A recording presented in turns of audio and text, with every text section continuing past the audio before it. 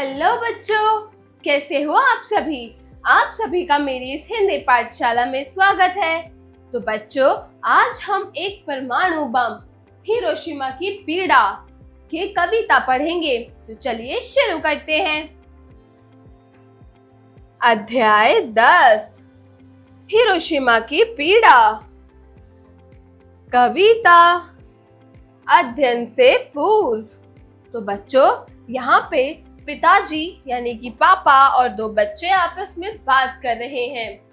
तो इसमें बेटा अपने पिता से पूछता है कि पिताजी, ये अणु बम क्या होता है।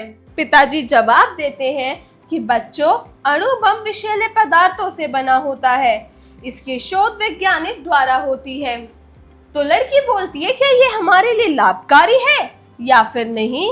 क्या हम इसका हमारे पे कोई लाभ है या फिर नहीं? कविता का मूल तत्व। हिरोशिमा नागासाकी पर हुए परमाणु हमले ने न सिर्फ जापान बल्कि पूरे विश्व को परमाणु शक्ति के दुष्परिणाम दिखाए।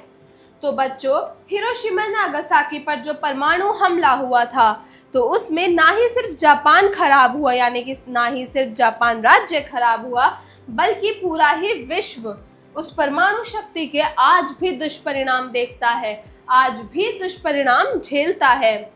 तो चलिए अब हम इसकी कविता को पढ़ते हैं। किसी रात को मेरी नींद अचानक उचट जाती है, आँख खुल जाती है और मैं सोचने लगता हूँ कि जिन वैज्ञानिकों ने अणु अस्त्रों का आविष्कार किया था, वह हिरोशिमा नागासाकी के भीषण नरसंहार के समाचार सुनकर रात को कैसे सो पाएंगे? क्या उन्हें एक क्षण के लिए ही सही ये अनुभूति नहीं हुई कि उनको हाथों जो हुआ अच्छा नहीं हुआ? यदि प्रलय हुई तो वक्त उन्हें कटघरे में खड़ा नहीं करेगा, किंतु यदि नहीं हुई तो इतिहास उन्हें कभी माफ नहीं करेगा। अटल बिहारी वाजपेयी। तो बच्चों, ये कविता लिखी गई है अटल बिहारी वाजपेयी के जरिए, जिसमें वो कहते हैं कि मेरी नींद अचानक से रातों में उचट जाती है, मतलब खुल जाती है, आंखें खुल जाती हैं और मैं सोचने लगता हूँ कि जिस भी वैज्ञानिकों ने अणु अस्त्र यानी अणु बम का आविष्कार किया है, तो क्या जब वो हिरोशिमा नागासाकी के भीषण यानी कि अंदर ये भयानक, भीषण यानी भयंकर, भयानक नरसंहार का समाचार सुनेंगे तो क्या वो रात को सो पाएंगे? क्या उन्हें नींद आएगी कि उनके हाथों किस चीज का आविष्कार हुआ है? क्या जिस चीज का उन्होंने आविष्कार किया है वो उनके लिए सही है? क्या वो इस देश के लिए सही थी या नहीं?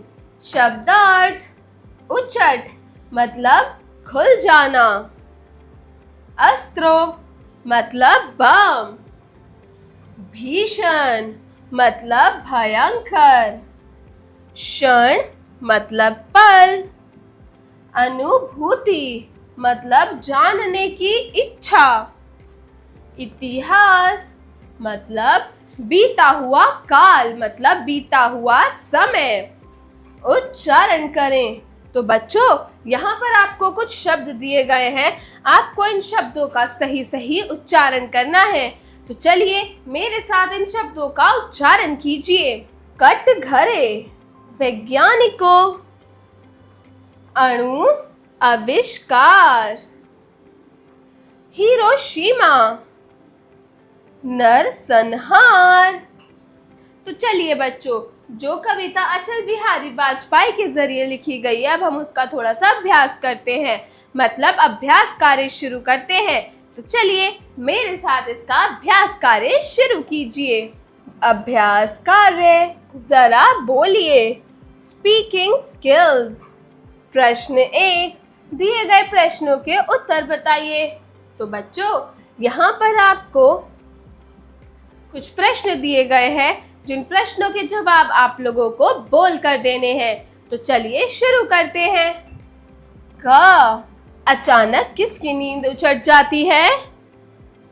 वेरी गुड, लेखक की, यानी कि अटल बिहारी वाजपेयी। अटल बिहारी वाजपेयी। ख, कौन नरसंहार का समाचार सुनकर नहीं सोए होंगे? वेरी गुड, वैज्ञानिक, जिन्होंने भी इन अणु अस्त्रों का आविष्कार किया था वो वैज्ञानिक हिरोशिमा नागासाकी में हुए नरसंहार का समाचार सुनकर नहीं सो पाए होंगे। इतिहास किसको माफ नहीं करेगा? तो बच्चों, इतिहास अणुबम के आविष्कारकों को, जिन्होंने इनका आविष्कार किया है, उनको माफ नहीं करेगा। प्रस्तुत घटना किस देश में हुई? किस देश में हुई थी? वेरी गुड, जापान के हिरोशिमा और नागासाकी। जापान के दो जगह हिरोशिमा में और नागासाकी में ये घटना हुई थी। अब है जरा लिखिए राइटिंग स्किल्स। प्रश्न 2, दिए गए प्रश्नों के उत्तर लिखिए। तो बच्चों, यहाँ पर आपको कुछ प्रश्न दिए गए हैं, इन प्रश्नों के उत्तर आप लोगों को लिख कर देने हैं। तो चलिए शुरू करते हैं। परमाणु अस्त्रों का प्रयोग हमारे लिए कितना उचित है? परमाणु अस्त्रों का प्रयोग करना क्या हमारे लिए सही है? सही है तो कितना उचित है वो हमारे लिए? तो बच्चों, परमाणु अस्त्रों का प्रयोग अगर देश का विकास बढ़ाने के लिए होता, देश का विकास करने के लिए होता, तो परमाणु अस्त्रों का प्रयोग उचित होता, ना कि देश का नरसंहार करने के लिए। परमाणु बम बनाने के क्या दुष्परिणाम सामने आए?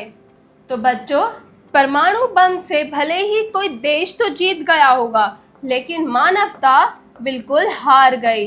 क्यों? क्योंकि परमाणु बम जापान के हिरोशिमा और नागासाकी के देश पर पड़े तो वहां पर कई, यानी कि अनगिनत लोगों की मौत हुई थी, और आने वाली पीढ़ियों के लिए भी ये एक दिल दहलाने वाली एक घटना थी। क्यों? क्योंकि आगे जो पीढ़ियां आ रही थी वो भी कई रोगों से ग्रस्त। आज भी जापान में जो बच्चे पैदा होते हैं वो कई रोगों से ग्रस्त होते हैं, उनको आज भी बीमारियों का सामना करना पड़ता है।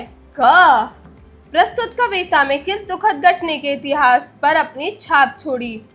तो बच्चों, जो कविता हमने पढ़ी उसमें हिरोशिमा और नागासाकी, हिरोशिमा नागासाकी पर जो अणु अस्त्रों की घटना हुई थी, उसकी दुखद घटना ने इतिहास पर अपनी छाप छोड़ी है। कवि वैज्ञानिकों से क्या पूछना चाहता है और क्यों पूछना चाहता है? तो बच्चों, जो इस कविता के कवि हैं अटल बिहारी वाजपेयी, वो कवि वैज्ञानिकों से ये पूछना चाहते हैं कि क्या उन्होंने इसका आविष्कार इस दिन के लिए किया था जब वो हिरोशिमा नागासाकी पर हुए इस घटना के बारे में सुनेंगे तो क्या उन्हें रात में नींद आएगी? क्या वो इस चीज से खुश होंगे कि जिस चीज का उन्होंने आविष्कार किया वो चीज सही है? क्या वो इस चीज की खुशी आगे मना पाएंगे? क्या उन्होंने इस अणु बमों का आविष्कार इसी चीज के लिए किया था? ये चीजें वैज्ञानिक से कवि पूछना चाहते हैं। अगला है प्रश्न 3, उचित विकल्प पर सही का चिन्ह लगाइए। तो बच्चों, आपको यहाँ पर कुछ प्रश्न दिए गए हैं, आपको इन प्रश्नों को सही से पढ़ना है और इन प्रश्नों के जो 4 विकल्प दिए गए हैं, इन चारों विकल्पों में से सही विकल्प यानी सही उत्तर को छांटकर उसके आगे सही का चिन्ह लगाना है। तो चलिए शुरू करते हैं। हिरोशिमा नागासाकी पर किन अस्त्रों का प्रयोग हुआ?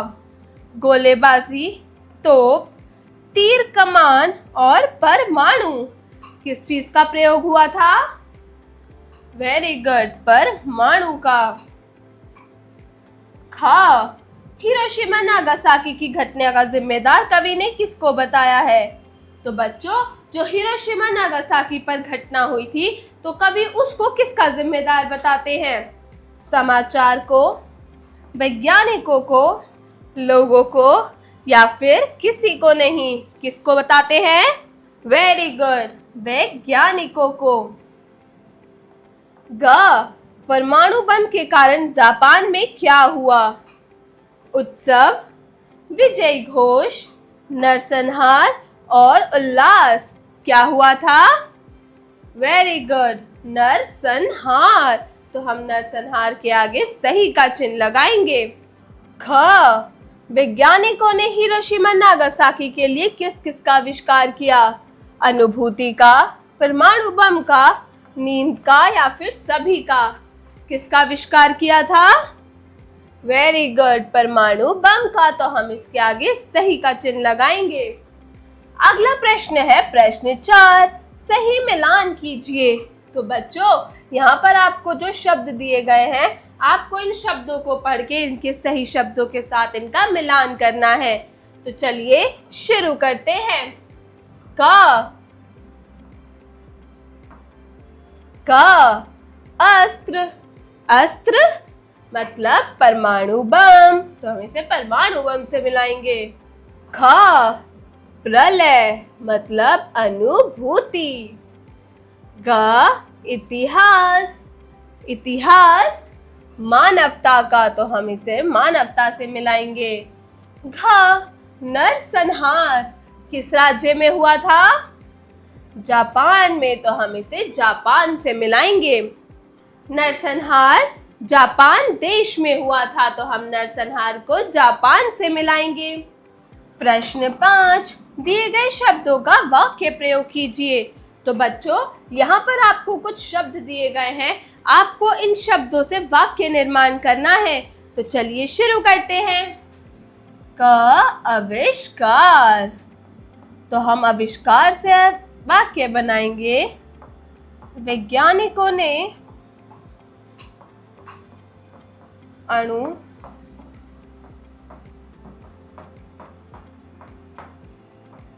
अस्त्रों का आविष्कार किया। वैज्ञानिकों ने अणु अस्त्रों का आविष्कार किया। ख, नींद। तो नींद से हम वाक्य बनाएंगे। हमारी ये समाचार सुन के नींद ही उड़ गई। ग, भीषण मतलब भयानक। तो भीषण से हम वाक्य बनाएंगे। अणु अस्त्रों के प्रयोग से जापान में भीषण युद्ध हुआ। घ, समाचार। तो समाचार से हम वाक्य बनाएंगे। यह समाचार सुन के अणु बम के आविष्कारक कैसे सो पाएंगे? अगला प्रश्न है प्रश्न 6। तो बच्चों, यहाँ आपको कुछ पंक्तियां दी गई हैं। यदि प्रलय हुई तो वक्त उन्हें कटघरे में खड़ा नहीं करेगा, किंतु यदि नहीं हुई तो इतिहास कभी माफ नहीं करेगा। इन उपरोक्त पद्यों को, इन पंक्तियों का भावार्थ अपने शब्दों में लिखिए। आप इस पंक्ति से, इस पद्य से क्या समझे हैं, इनका अर्थ, इनका भावार्थ आपको दिए गए स्थान पर अपने अपने शब्दों में लिखना है।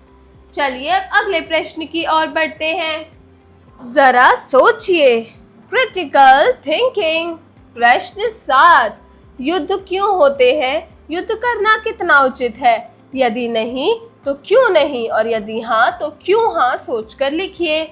तो युद्ध क्यों होते हैं? जैसे हमारे देश में प्रथम विश्व युद्ध, द्वितीय विश्व युद्ध हुआ, हिरोशिमा नागासाकी में अणु बम से युद्ध हुआ। तो ये युद्ध क्यों होते हैं? युद्ध करना कितना उचित है? क्या युद्ध करना उचित है? अगर नहीं तो क्यों नहीं, और अगर हाँ तो क्यों हाँ? सोचकर इसका जवाब लिखिए। अगला है प्रश्न 8। परमाणु बम का प्रयोग होने के बाद जापान में नरसंहार हुआ। तो आपको क्या लगता है कि उन वैज्ञानिकों को अपने आविष्कार पर गर्व होगा या अफसोस? आपस में चर्चा कीजिए।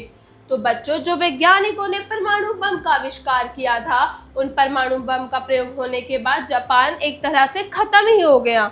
इतना भयंकर युद्ध हुआ, जापान में नरसंहार हुआ। तो आप लोगों को क्या लगता है कि उन वैज्ञानिकों को अपने इस आविष्कार पर गर्व होगा कि उन्होंने क्या चीज बनाई है? या उन्हें अफसोस होगा। इसका आप लोग आपस में चर्चा कर कर इसका जवाब अपनी अपनी नोटबुक्स में लिखेंगे। अगला है जरा भाषा पर गौर कीजिए। Language skills. प्रश्न 9, दिए गए शब्दों में से उपसर्ग व प्रत्यय अलग कीजिए। तो बच्चों यहाँ पर आपको कुछ शब्द दिए गए हैं, आपको इनमें से उपसर्ग शब्द और प्रत्यय शब्दों को अलग कर लिखना है। तो चलिए शुरू करते हैं। का आविष्कार, तो इसमें उपसर्ग क्या है? आ। Very good. और प्रत्यय अ। ख विदेशी, इसमें उपसर्ग क्या है? वी। Very good. और प्रत्यय है ई। गा इकलौता, इकलौता में उपसर्ग शब्द है एक और प्रत्यय शब्द है ता। घ प्रायोगिक, प्रायोगिक में प्र उपसर्ग शब्द है और एक प्रत्यय शब्द। अगला है प्रश्न 10, दिए गए वाक्यों में काल का रूप बताइए। तो बच्चों जैसा कि हम सब जानते हैं हमारे 3 काल होते हैं, भूतकाल, वर्तमान काल और भविष्य काल। भूतकाल वो काल होता है जो समय जो काल बीत चुका है। वर्तमान काल वो काल होता है जो समय या काल अभी चल रहा है। और भविष्य काल वो काल होता है, वो समय होता है जो आने वाला है। तो आपको इन वाक्यों को पढ़ के पता करना है कि इसमें कौन से काल का प्रयोग हुआ है, भूतकाल, वर्तमान काल या भविष्य काल। तो चलिए शुरू करते हैं। क हिरोशिमा नागासाकी पर परमाणु हमला हुआ। तो ये वाक्य बता रहा है कि हिरोशिमा नागासाकी पर परमाणु हमला हुआ यानी कि था। तो ये है भूतकाल। ख परमाणु हमले का प्रभाव आज भी दिखता है। आज भी दिखता है मतलब ये वर्तमान समय की बात कर रहा है। तो ये वर्तमान काल। ग जापान के 2 शहर पूरी तरह तहस नहस हो चुके थे। जापान में 2 शहर थे जो पूरी तरह तहस नहस हो चुके थे मतलब कि भूतकाल। ये भी भूत के बारे में बता रहा है। घ जापान आज भी उन्नति के शिखर पर अपना परचम लहरा रहा है मतलब ये वर्तमान, इसमें आज के समय की बात हो रही है। तो ये वर्तमान काल है। अगला प्रश्न है प्रश्न 11, दिए गए मुहावरों का वाक्य प्रयोग कीजिए। तो बच्चों यहाँ पर आपको कुछ मुहावरे दिए गए हैं, उन मुहावरों को पढ़ना है और उनका वाक्य में प्रयोग करना है। तो चलिए शुरू करते हैं। भारतीयों ने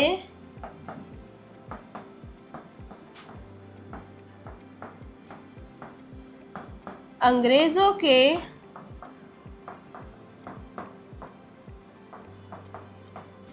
दांत खट्टे कर दिए।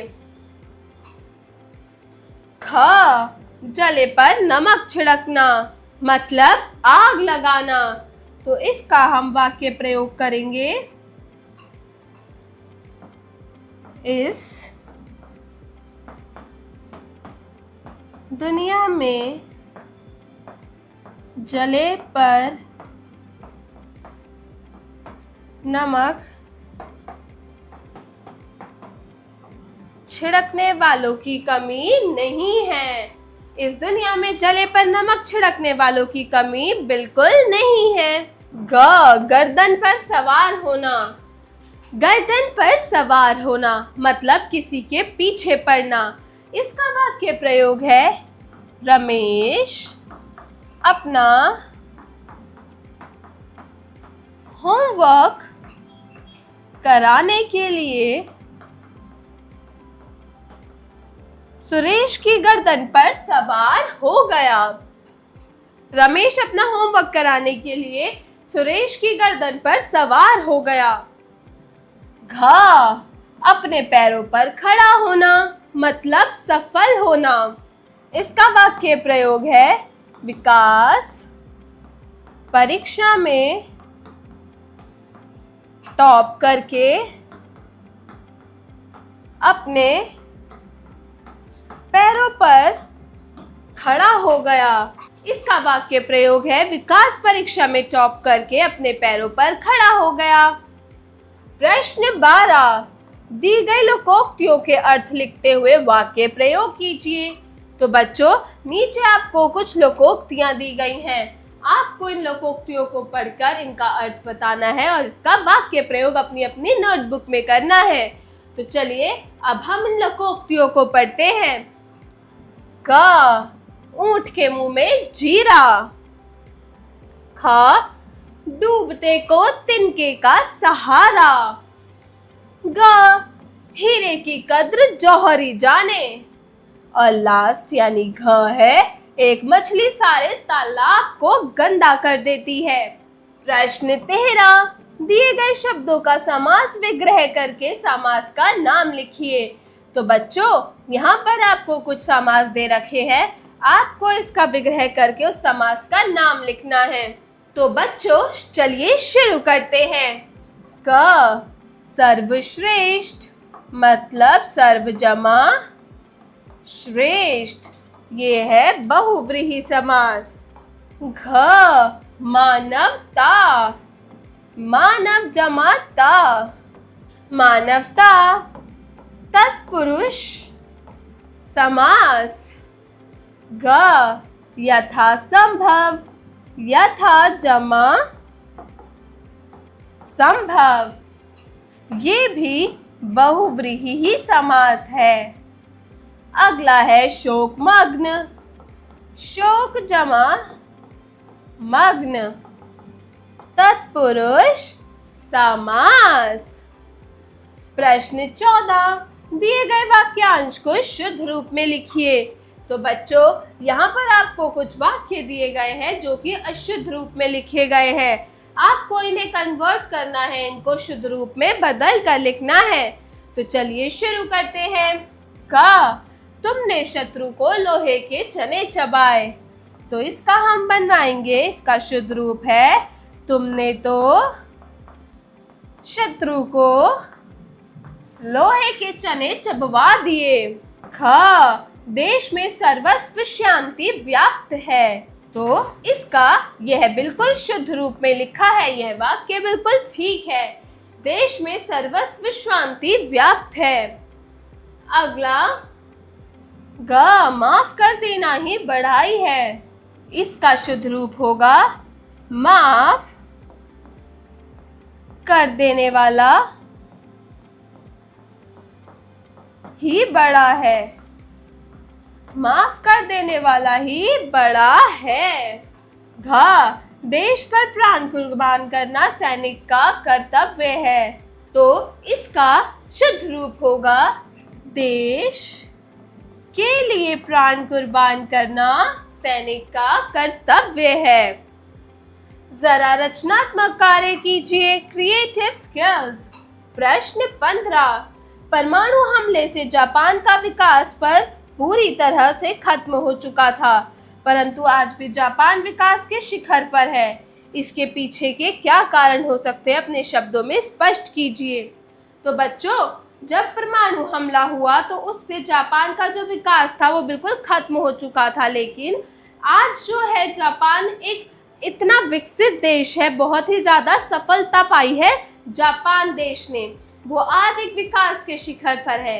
तो इसके पीछे का क्या कारण हो सकता है, इसका जवाब आप लोग अपने अपनी नोटबुक्स में अपने अपने शब्दों में स्पष्ट रूप से लिखेंगे। प्रश्न 16, कालांतर में हो रहे युद्धों ने मानवता को शर्मसार किया है। इन युद्धों के संबंध में जानकारी एकत्रित कर उनके कारणों को जानने का प्रयास कीजिए और अपने शब्दों में लिखिए। तो कालांतर में हो रहे युद्ध जो है वो बिल्कुल मानवता को खत्म कर चुकी है, बिल्कुल भी शर्मसार करा है उसने। तो आप ऐसे युद्धों के संबंध में जानकारी एकत्रित करें और उनके कारण कि ऐसे युद्ध क्यों होते हैं, क्यों मानवता खत्म होती जा रही है आज, तो इनके कारणों को जानने का प्रयास करके अपने अपने शब्दों में इस प्रश्न को एक्सप्लेन यानी कि विस्तार पूर्वक करके लिखिए। अगला है जरा दिमाग लगाइए, ब्रेनस्टॉर्मिंग एक्टिविटी। प्रश्न 17, नीचे कुछ देशों के नाम दिए जा रहे हैं, बूझकर बताइए कि द्वितीय विश्व युद्ध में किन देशों ने अपनी भागीदारी की, सोचकर लिखिए। तो बच्चों, क अमेरिका, जापान, भारत, इंग्लैंड, रूस, फ्रांस, जर्मनी, चीन, यूगोस्लाविया, इटली, मिस्र, पाकिस्तान और श्रीलंका। ये देश कुछ देशों के, इनमें से आपको बताना है कि जो हमारा द्वितीय यानी कि सेकेंड वर्ल्ड वॉर, जो द्वितीय विश्व युद्ध हुआ था, उसमें किन देशों ने अपनी भागीदारी दी थी। सोचिए और इस प्रश्न का जवाब भी आप लोग अपनी अपनी नोटबुक्स में दीजिए। ख, हिरोशिमा नागासाकी पर जिन 2 परमाणु बमों को गिराया गया था उनका नाम बताइए। हिरोशिमा नागासाकी पर 2 तरह के परमाणु बमों को गिराया गया था। इसकी गूगल रिसर्च कीजिए और वो 2 परमाणु बम के नाम आप लिखकर बताइए। ग, नीचे कुछ नाम दिए जा रहे हैं, सोचकर बताइए कि बम में से सबसे खतरनाक बम कौन सा हो सकता है। आपको यहाँ नाइट्रोजन बम, हाइड्रोजन बम और न्यूक्लियर बम, ये 3 बम है, ये 3 परमाणु बम है। इनमें से सबसे खतरनाक कौन सा बम हो सकता है, सोचिए और बताइए। जीवन कौशल एवं मूल्य परक प्रश्न, life skills and value based questions. प्रश्न 18, मानवता यानी ह्यूमैनिटी। एक मानव का दूसरे मानव के लिए प्रेम, एक सॉफ्टनेस, एक दया भाव ही सबसे बड़ा धर्म है, यानी मानवता ही सबसे बड़ा धर्म है। जापान पर हमला कर अमेरिका मानवता पर हार गई। जब अमेरिका ने जापान पर हमला किया तो अमेरिका इंसानियत, मानवता से हार गई। आप मानवता के विजयी बनने के लिए क्या प्रयास करना चाहेंगे कि आप एक इंसानियत, एक मानवता के रूप में विजय हासिल करें, आप जीते, इसके लिए आप क्या प्रयास करेंगे। इसका जवाब भी आप लोग अपनी अपनी नोटबुक्स में देंगे। और बच्चों, मैं आशा करती हूँ कि आज की कक्षा आप लोगों के लिए बहुत ज्ञानवर्धक रही होगी और आपको आज की कक्षा में मजा भी आया होगा। अब मैं मिलती हूँ अगली कक्षा में एक नई कहानी या कविता के साथ। तब तक के लिए बाय बाय।